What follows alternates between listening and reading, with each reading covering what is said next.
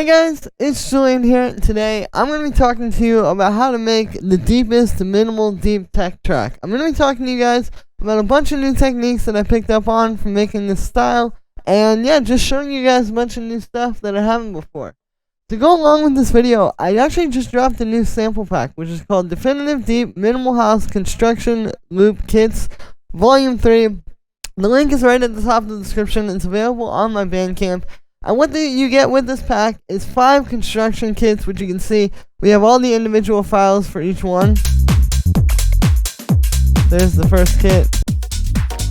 There's the second one.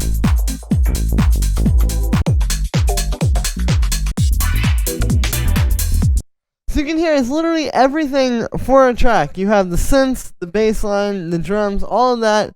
And you have the individual loops so you can go and mix and match them, as well as just work with these. You know, this is designed to be a resource so you can create your own really professional sounding tracks. A lot of times with sample packs, it can be hard to kind of get it from the sample pack to actually sounding like one of the tracks that you guys hear, releasing on labels and releasing by the professionals.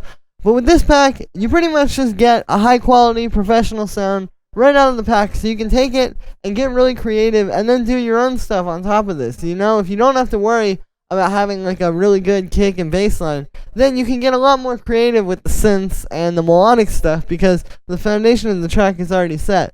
Plus, it just works as great inspiration to just get some stuff to work with. You also get these bonus stab samples and bonus pads, as well as free bonus effects, so it's really everything that you need to make a whole track. And yeah, the link to this, once again, is at the top of the description. This really supports me, guys. I don't make a whole lot just off of the videos, but with these sample packs and stuff, I'm able to keep going. And yeah, let's talk about production techniques. So, the first thing we have up here would be the low end.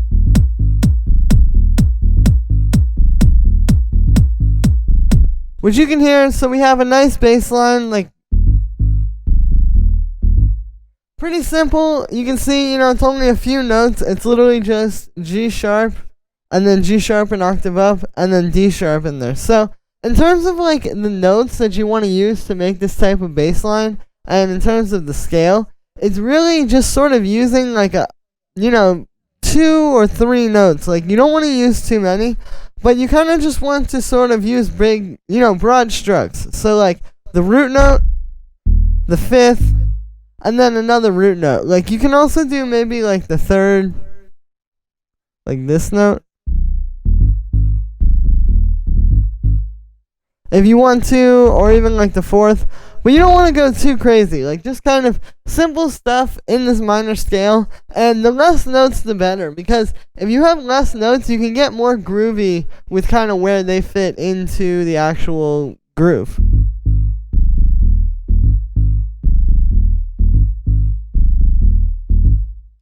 And yeah, for the bass sound, it's made with analog, so we have a square wave and then a sine wave, an octave up actually. So here's just the square wave.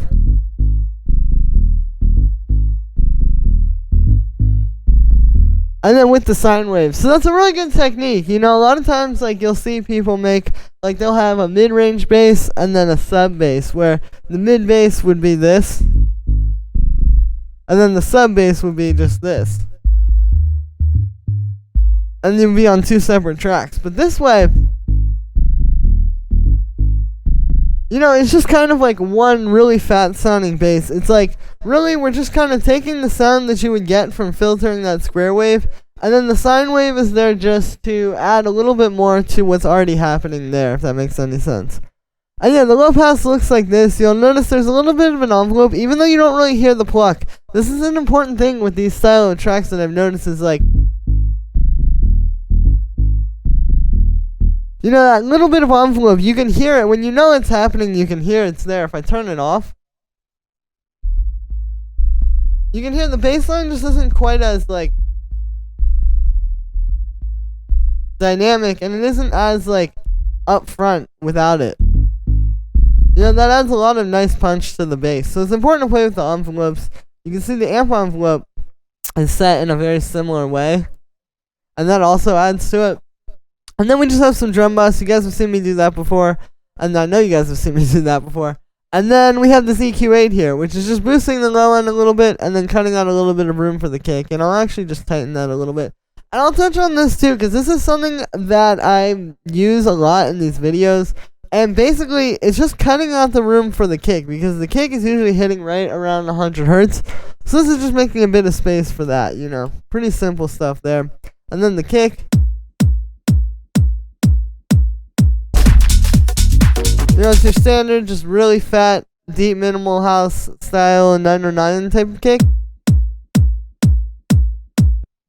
And then that's just going through some drum busts. And then we have these being grouped with a bit of saturation. So without that, and with it, just kind of puts these in a more even place. And yeah, then we have these stabs.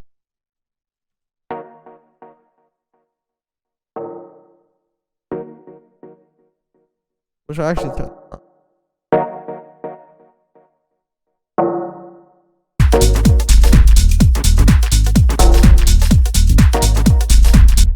So you can hear these are just these very simple little chord stabs. If you look, they're both just playing a D sharp minor chord. So we have this D sharp here where you can see, yeah, so D sharp, F sharp, and then A sharp. So pretty simple. Which you can see that's following what was happening with the bass line, because this middle note here was D sharp. And then this one down here is also actually a pretty similar chord. You can see it's D sharp minor, where this would be the regular shape of the chord. And then I've just taken this top note, the fifth, and put it down an octave. You know, it just kind of gives it a little bit of a different flavor. For the sounds, these are both made with FM synthesis. You can see we're using operator here. So yeah, operator's really, really good for these chords, because you can see we're just using sine waves. You know, it's pretty straightforward stuff if you look at both of these. A little bit of detuning on that second one. But then what's happening here is, like, you're just able to create, like, a lot of more interesting synth textures with an FM synth. Like, with standard saw waves and square waves and triangles and sine waves, you know, when you use those over and over and over again, after a certain point, it's like, how many different ways can you put a low-pass filter on a saw wave, right? But with the FM here, we're actually able to create some more interesting little, like, ideas here, and just create more interesting sounds in general, just because, again, like, you're kind of creating new waveforms that don't exist, rather than just working with the same old saw waves and square waves. And yeah, you can see these are pretty straightforward. The thing that these both have is the filtering. So you can see we have a bandpass filter on this first one. It's actually got a bit of automation, so it's just kind of constantly moving here. And then that has a bit of an envelope on it. And then on the second one, you can also see we have a low pass filter on this one, which has an envelope. And this we're also using the soft shaper, which just kind of makes it a bit fatter. And then you can see these both have a bit of chorus and reverb and echo. Well, the first one has echo. And then just a bit of drum bus to fatten them both up. That really goes a long way with these two, because you want these to be a bit more percussive. And drum bus can really help to kind of, like, bring out the percussiveness of a sound like this. And then on the second one, we just have a high pass filter. And that's it for the chord stabs. Again, they're pretty simple. The thing to really keep in mind here is just kind of how they're going to fit into the track. You know, of course, typically, like, you would have a melodic element be the main thing. But in the case of this track, they're really just kind of background effects.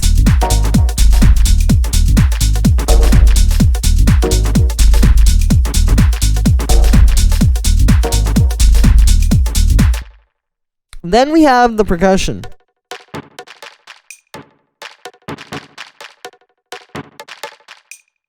Which, if you notice, when you play the percussion on its own, it kind of already has, like, its own sort of groove happening.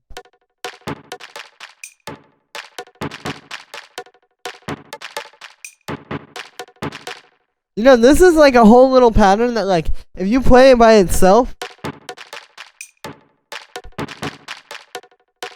you know, just this on its own would be enough. And that's kind of the idea with this. Is like, you want to create, like, these little grooves, and then it's the different, like, grooves coming together. Like, we have our kick and bass groove. You know, that's creating its own thing. The stabs are creating their own groove. This percussion's creating its own groove. And then all those different little individual grooves are going to come together and create the big picture. So that's kind of the idea with these. And you can see we've programmed them as such. We've just got these like... If I play them with the kick, you can kind of hear what's happening more.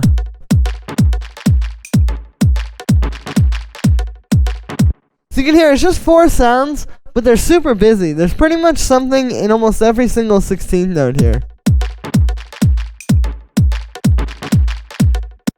And that's what creates the groove. You know, just having these like constantly going.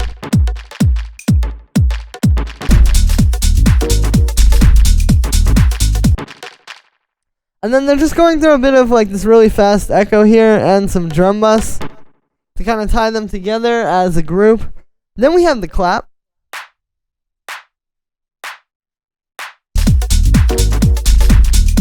Which this one, as you can see, doesn't actually have any processing on it. It's already like a pretty nice clap.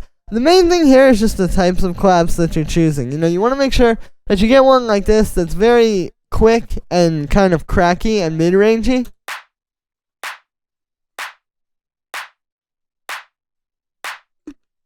Because it's going to work a lot better than if you have like a big with a bunch of reverb or something like that. Then we have the hi-hats.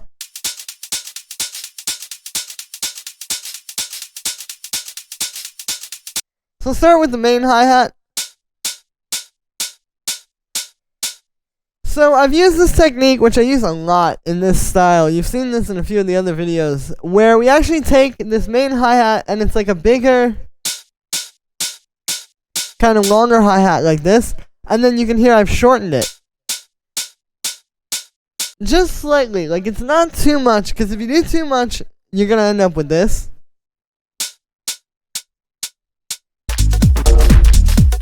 And that's not gonna work very well. So you want to make sure that it's the right length, but just making that a little bit shorter makes it fit a lot better into the track. And the reason is this, and this is a tip that I've never given before, that I'm probably gonna make a video on soon actually. But it's like, you know, a lot of times people wonder, like, why would you use like a smaller hi-hat here versus like then if you're making a techno track or something like that, you might use a bigger hi-hat, and then somewhere else you might use like a medium length hi-hat.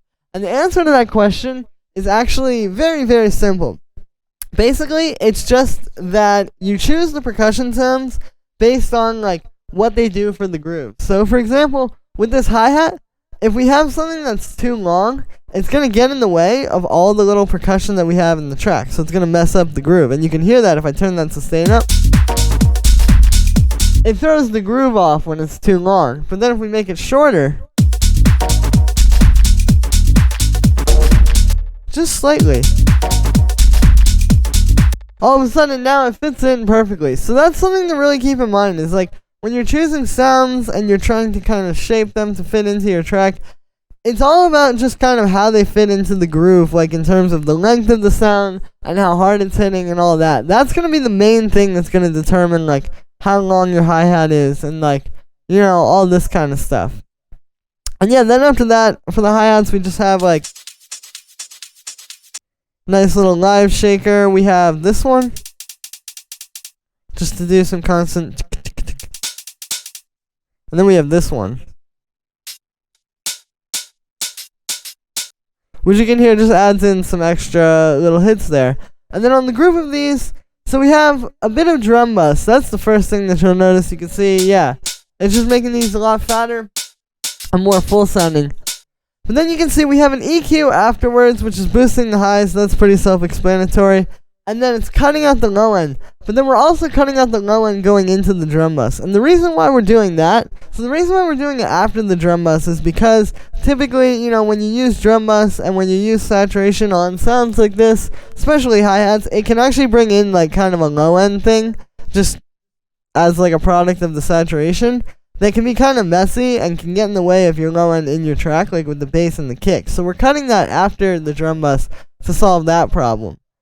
Before the drum bus, we're cutting it because typically, even if you don't hear it, there actually is a bit of low end information in your hi-hats. Like there's usually, especially if you're using like a live shaker or something, like there usually just kind of is. Like that's just sort of a thing that happens, is that there's going to be some low end in your hi-hats. And you don't really hear it at all. But then when you start to saturate them, the saturator picks up on that and kind of starts to get a bit crunchy. So, like, you can get, like, this really nasty, like, I'll show you. If I start turning this up, you can really hear it, and I'll turn off the high pass. Like, you hear it there, that, like, in the low end. And yeah, so basically, we're just cutting this a little bit more going into the drum bus, just to make sure that's not going to happen. So here's without this.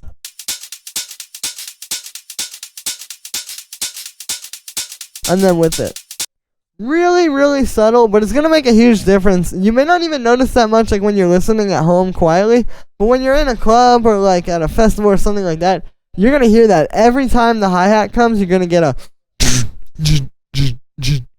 underneath it, and it's going to sound really messy. So just making sure to cut that out. And yeah.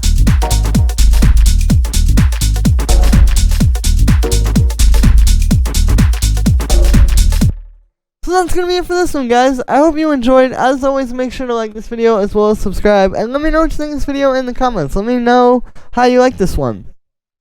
Like I said in the beginning, you can get the Definitive Deep Minimal House Construction Loop Kits Volume 3. The link is right at the top of the description. Like I said, you get 5 awesome kits with full construction of everything. You can see we broke down, this was the project file from Kit 2 that we looked at in this video.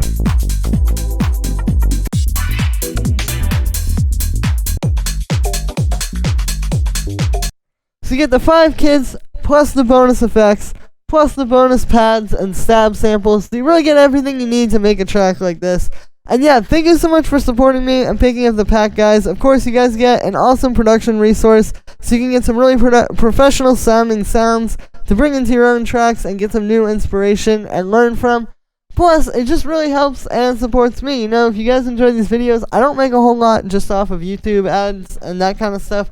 With these sample packs, I'm able to keep going and bring you guys new videos every single day. So yeah, thank you so much for the support, guys. I look forward to hearing this pack in your tracks, and I will see you tomorrow with another video.